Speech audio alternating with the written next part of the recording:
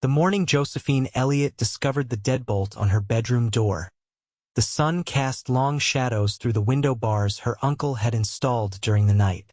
It was 1876, and the small town of Red Creek, Colorado had never felt more like a prison than it did on that sweltering summer day. "Uncle Vernon," she called, pressing her face against the rough-hewn oak. "You cannot keep me locked up like some criminal." Her uncle's boots stomped up the stairs of the two-story house, each heavy footfall matching the pounding of her heart. "Until you come to your senses about that Dunway boy, this is exactly where you'll stay," he barked through the door. "Your pa didn't leave you in my care, so you could run off with some no-account cowpoke." Josephine pressed her forehead against the cool wood. At 22, she was hardly a child, but her father's dying wish had placed her under her uncle's guardianship until she married or turned 25. After catching her speaking with Owen Dunway at the general store yesterday, Vernon Elliott had flown into a rage unlike anything she'd ever witnessed. "He's a good man, Uncle Vernon," she pleaded. "He works hard at the Rockingham Ranch. Good men don't start in bar fights or gamble away their earnings." Vernon spat. "Your reputation will be in tatters." "I won't have it." Josephine sank to the floor as his footsteps retreated. She looked around the sparse room that had been her sanctuary since coming to live with her uncle 3 years ago after her father's passing. Now it was her prison. The window was too high and too narrow for escape, the bars ensuring she couldn't even consider it. Her thoughts turned to Owen. Tall and lean, with eyes the color of the Colorado sky and a quiet strength that made her feel safe. They'd met 6 months ago when he'd helped her load supplies into her wagon after a heavy rainstorm had turned the town's main street to mud. Since then, they'd stolen moments together whenever possible, careful to keep their growing affection hidden from her possessive uncle. Would Owen even know what had happened to her? Miles away at the Rockingham Ranch, Owen Dunway wiped sweat from his brow as he worked the fence line under the relentless afternoon sun. At 26, he'd spent 8 years drifting through the territories, working ranches from Texas to Montana before settling in Red Creek last year. Something about this place had called to him, or perhaps it was someone. "Dunway," the foreman's voice carried across the dusty range. "Rider coming in looking for you." Owen squinted, making out the familiar form of Timothy Grant, the shopkeeper's son, pushing his horse hard toward him. "Owen," Tim panted as he pulled his lathered mount to a halt. "Miss Elliott, she's in trouble." Owen's blood ran cold. What happened? Her uncles locked her up in the house, barred the windows to her room and everything. My sister was bringing a dress to Miss Elliott for alterations and heard the shouting. Vernon was raging about you. Said he'd keep her locked up until she forgot all about you.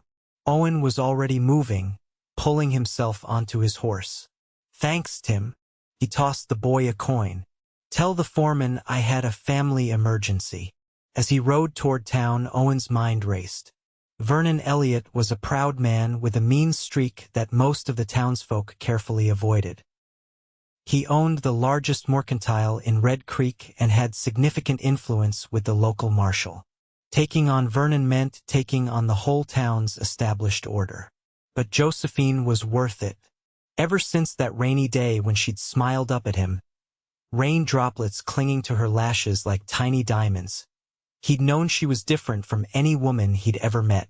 Educated in Denver, she had dreams beyond the confines of Red Creek, dreams of teaching, of seeing more of the world, dreams that matched his own restless spirit in ways that surprised and delighted him. Night had fallen by the time Owen reached the edge of town. He tethered his horse in a copse of trees and approached the Elliott house on foot, studying the layout. Light glowed from the first-floor windows, but the second story was dark except for a single window with the unmistakable shadow of bars across it. Owen's jaw tightened. He'd need to be careful. Vernon had a shotgun and wasn't afraid to use it. Inside her room, Josephine startled at the soft tapping sound against her window. She rose from her bed and moved cautiously toward the noise, gasping when she saw Owen's face peering between the bars. "Owen," she whispered, pressing her fingers to the glass. "How did you climb onto the roof of the back porch?" he explained softly. "Josephine, are you all right? Did he hurt you?" She shook her head. "Just my pride.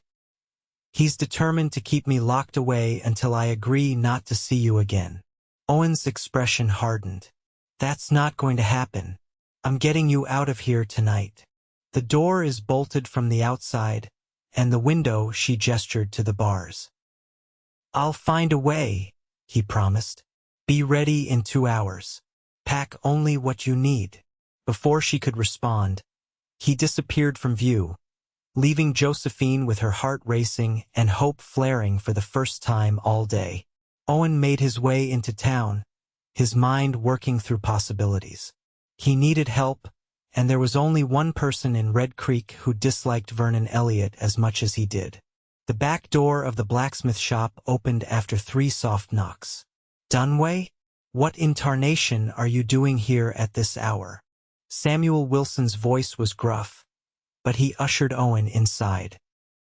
"I need your help, Sam. Vernon Elliott has locked Josephine in her room, put bars on her window." The older man's bushy eyebrows rose. "So the rumors are true. You and the Elliott girl." Owen didn't deny it. "He can't keep her prisoner." "No, he can't," Sam agreed, stroking his beard. "Elliott's had this coming for years, ever since he swindled my brother out of his land claim." He reached for his coat.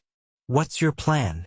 An hour later, Owen approached the Elliott house from the rear, carrying tools borrowed from Sam. The blacksmith waited with 2 saddled horses in the trees beyond the property. Vernon's light had finally gone out downstairs, and the house stood quiet in the moonlight. Owen scaled the porch roof again, this time with a small pry bar and metal cutters. Josephine was waiting, her face appearing immediately at the window. "Stand back," he whispered, working as quietly as possible. He began to work the bars loose where they were set into the wooden frame. The process was painstaking, each creak of wood making him freeze and listen for signs of Vernon's stirring. Finally, after what seemed like hours, the last bar came free.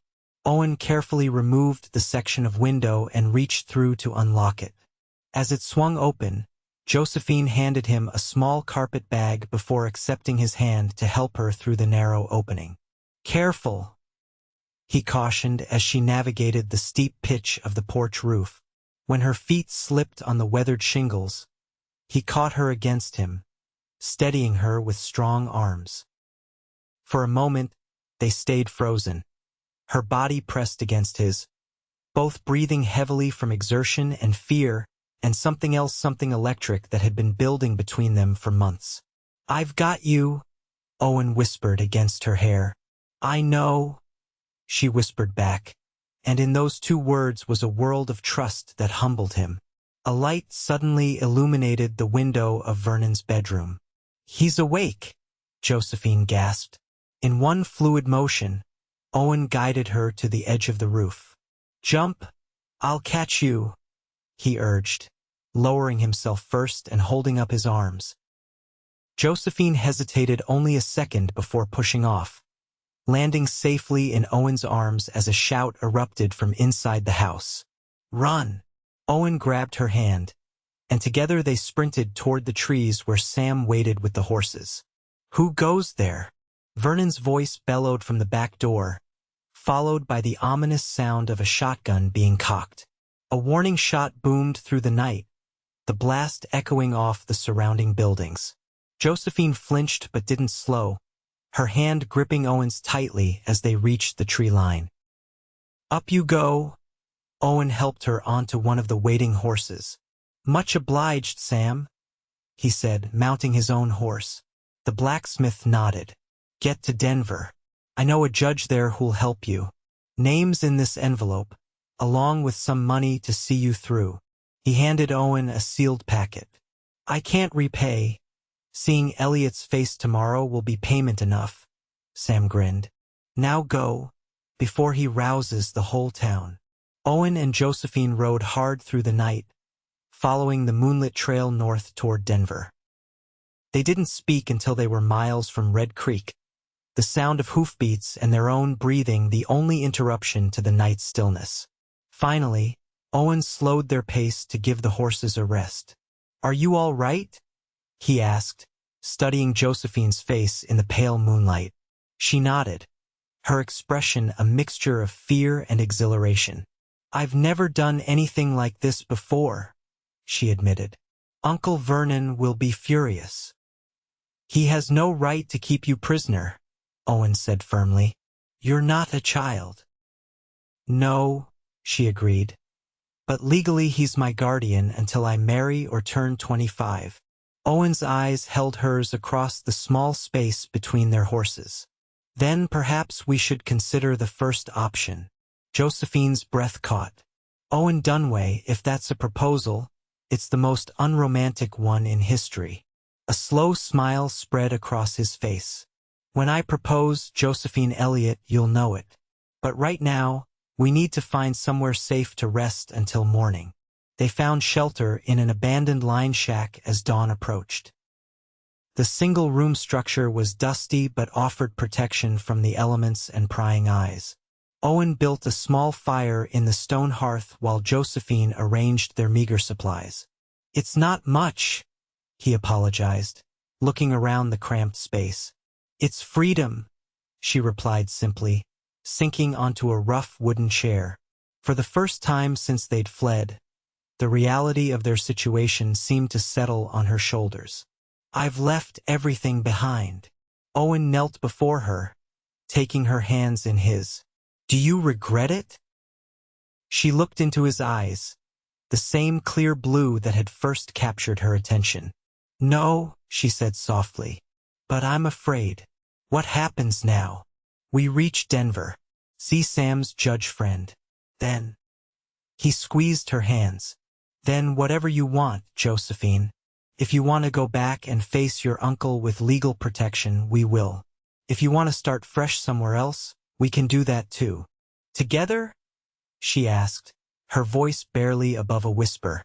"If you'll have me," he answered, his thumb tracing circles on her palm. The tenderness of the gesture undid her. Tears spilled down her cheeks, months of tension and fear releasing all at once. Owen gathered her into his arms, holding her against his chest as she cried. "I've got you," he repeated, the same words he'd spoken on the roof. "I've got you." When her tears subsided, Josephine pulled back just enough to look up at him. "I've never felt as safe as I do with you," she confessed. "Not even before my father died." Something shifted in Owen's expression, a softening and strengthening all at once. Slowly, giving her every chance to pull away, he lowered his mouth to hers. The kiss was gentle at first, a question asked and answered in the press of lips. Then Josephine's arms slid around his neck, and the kiss deepened, becoming a conversation of desire and promise that left them both breathless. "We should rest," Owen said reluctantly, pulling away. "We've got a long ride ahead." They slept for a few hours on opposite sides of the shack, propriety maintained despite the intimacy they'd shared. When they woke, the sun was high, and both felt renewed purpose in their journey. As they prepared to depart, Owen took Josephine's hand. "No matter what happens in Denver, I want you to know that last night wasn't just about rescuing you. I've been falling in love with you since the moment we met, Josephine Elliott." Her smile illuminated her entire face. "I believe I've been waiting for you my whole life, Owen Dunway." The journey to Denver took 3 days, during which they stayed in small towns under assumed names, always alert for signs of pursuit. Vernon Elliott wasn't the type to let his niece go without a fight, especially not with a man he despised. In Denver, they sought out Judge Franklin Harris, the man Sam had recommended. The judge, a stern-faced man with kind eyes, listened to their story in the privacy of his chambers. "Your uncle's actions are troubling," he told Josephine. but not entirely outside his legal rights as your guardian. Her face fell and Owen stepped forward. Sir, with all due respect, locking a grown woman in her room and barring the windows goes well beyond guardianship. The judge nodded. I agree. However, the law is often imperfect in these matters. He studied the couple before him. The simplest solution would be marriage. As a married woman, you would pass from your uncle's guardianship to your husband's protection. Owen shook his head. I don't want Josephine to trade one form of control for another. If we marry, it will be as equals. The judge's eyebrows rose, but Josephine's heart swelled at Owen's words. A progressive viewpoint, Judge Harris commented. There may be another option. I can issue an order of emancipation, declaring you capable of managing your own affairs despite the terms of your father's will. Hope flickered in Josephine's eyes. You can do that? I can. It will take a few days to prepare the documents, and your uncle may contest it, but I believe it would stand up to scrutiny. He looked between them. In the meantime, I suggest you both stay at my sister's boarding house. It's respectable and discreet. They thanked the judge and followed his directions to a neat 3-story house in a quiet neighborhood. Mrs. Pearson, the judge's sister, was a plump, cheerful widow who asked few questions and provided them with separate rooms on the second floor. That evening, after a hearty dinner with the other boarders, Owen and Josephine sat on the front porch swing, enjoying the cool evening air and the novelty of being together openly. Do you think my uncle will come after us? Josephine asked, watching the street lamps being lit along the avenue. Owen's arm tightened around her shoulders. Probably, but Judge Harris seems confident he can protect your interests. She leaned into his embrace. I've been thinking about what I want to do after this is settled. And, Owen prompted, I'd like to teach, she said. My father made sure I received a good education, and I've always wanted to pass that on to others. Owen smiled. You'd make a wonderful teacher. What about you? She asked. What do you want? He was quiet for a moment, considering. I've spent so many years moving from place to place. I think I'm ready to put down roots. Maybe start my own ranch someday. His eyes found hers. But mostly, I want to be wherever you are, Josephine. Her heart fluttered at the simple sincerity in his voice. I think I'd like that very much. 3 days later, they received word that Judge Harris had prepared the emancipation documents. When they arrived at his office, however, they found they weren't the only visitors. Vernon Elliott stood from a chair in the waiting area, his face darkening with rage at the sight of them. There you are, you ungrateful girl, he snarled, moving toward Josephine. Do you know what you've put me through? Owen stepped between them. That's close enough, Elliott. Vernon's eyes narrowed. This is all you're doing, turning her against her family. You're not my family, Josephine said, finding her voice. Not in any way that matters. A family doesn't imprison someone they claim to care about. I was protecting you from this. This drifter. Vernon spat. No, you were controlling me, just as you've tried to control everyone in Red Creek, Josephine replied calmly. But it ends today. The door to the judge's chambers opened. Ah, everyone is here. Good. Please come in, Judge Harris said, his authoritative tone brooking no argument. Inside, the judge explained the emancipation order he had prepared. This document declares Miss Elliott legally capable of managing her own affairs, removing the guardianship established by her father's will. Vernon slammed his fist on the desk. This is outrageous. She's barely more than a child. I'm 22 years old, Josephine countered. Old enough to make my own decisions. Including the decision to run off with this saddle tramp? Vernon sneered. Owen's jaw tightened, but he remained silent, letting Josephine fight her own battle. Yes, she said firmly. Though that's not what happened. You locked me in my room, Uncle Vernon. You put bars on my windows like I was a prisoner. Owen helped me escape. The judge frowned at Vernon. Is this true, Mr. Elliott? Vernon shifted uncomfortably. I was keeping her safe. By imprisoning her? Judge Harris shook his head. Mr. Elliott, such actions border on criminal, regardless of your guardianship status. She's making it sound worse than it was, Vernon protested. I have witness statements from Red Creek, the judge continued, lifting several papers, including one from Samuel Wilson, who observed the barred windows firsthand. Vernon's face reddened. That old fool has had it out for me for years. Nevertheless, these statements corroborate Miss Elliott's account. The judge signed the document with a flourish. This order is effective immediately. Miss Elliott is legally emancipated and entitled to any inheritance or property held in trust for her. Vernon's shoulders slumped in defeat, but his eyes still burned with anger as they fixed on Owen. You think you've won, Dunway, but you haven't. No decent folk in Red Creek will have anything to do with either of you after this disgrace. Owen met his gaze steadily. Then perhaps we'll find somewhere with a different definition of decent. After Vernon stormed out, Judge Harris handed Josephine the official documents. You're free to make your own choices now, Miss Elliott. I hope they bring you happiness. Outside the courthouse, Josephine turned to Owen, the papers clutched to her chest. It's over, she breathed. I'm free. Owen took her hands in his. Yes, you are.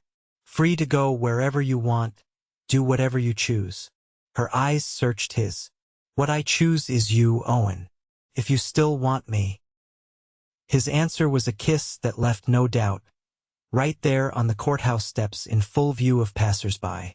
That evening, they walked along the bustling streets of Denver, discussing their future. I received a letter from Sam this morning, Owen said. He says your uncle's reputation in Red Creek has taken quite a hit. People don't take kindly to a man who locks up his niece. Josephine nodded.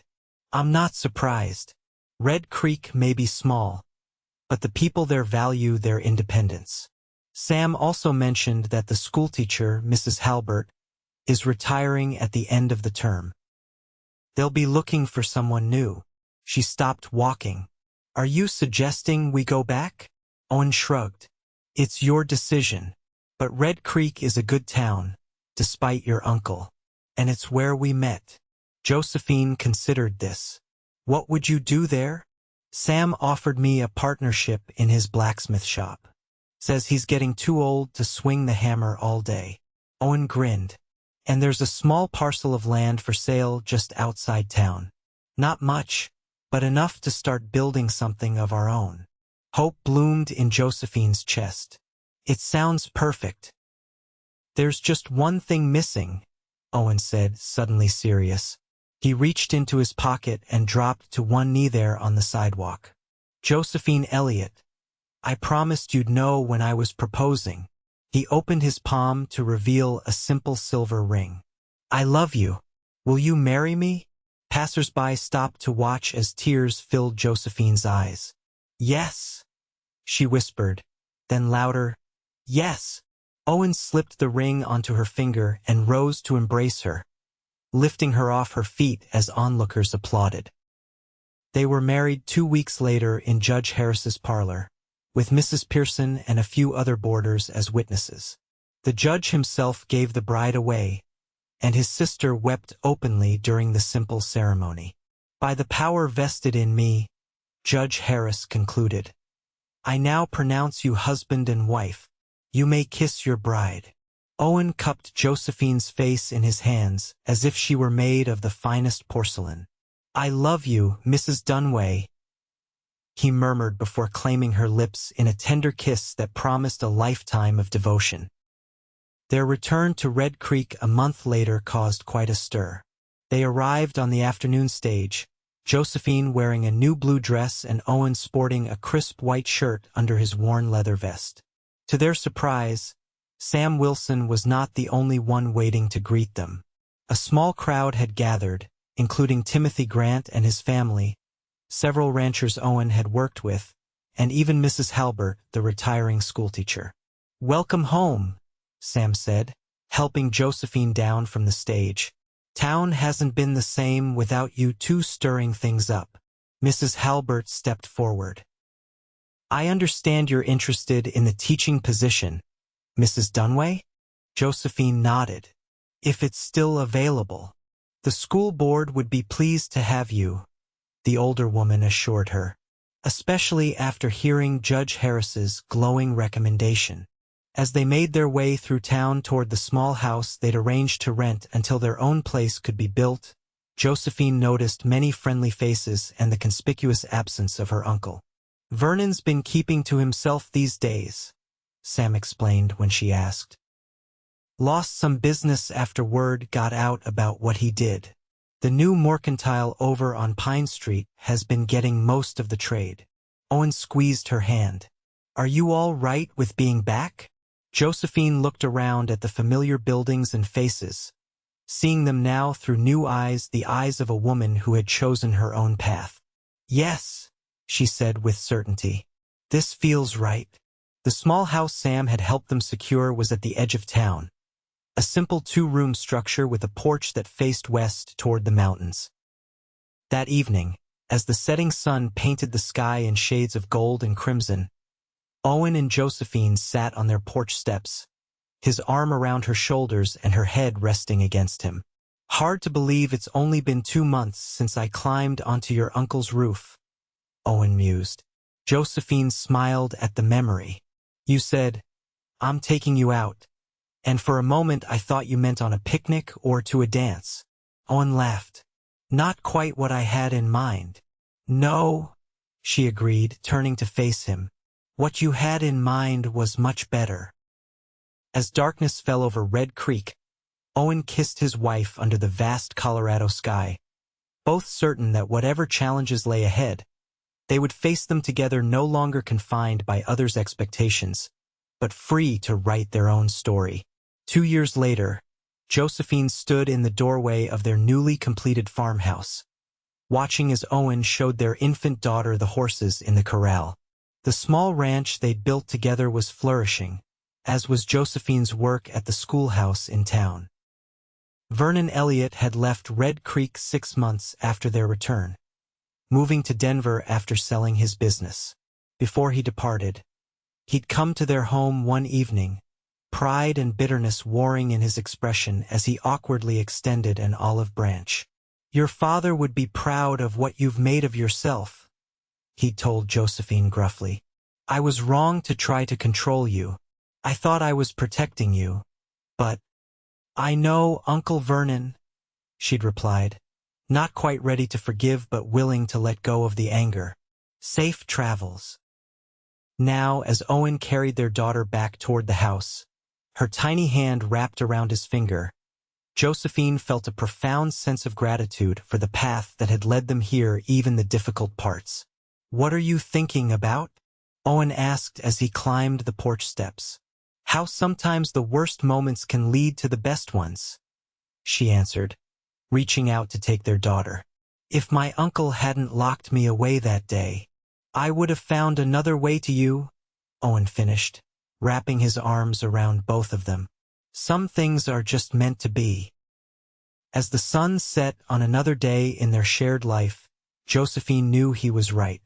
Their story hadn't begun in the most conventional way, but it had led them exactly where they were supposed to be, together, free, and deeply in love under the wide western sky.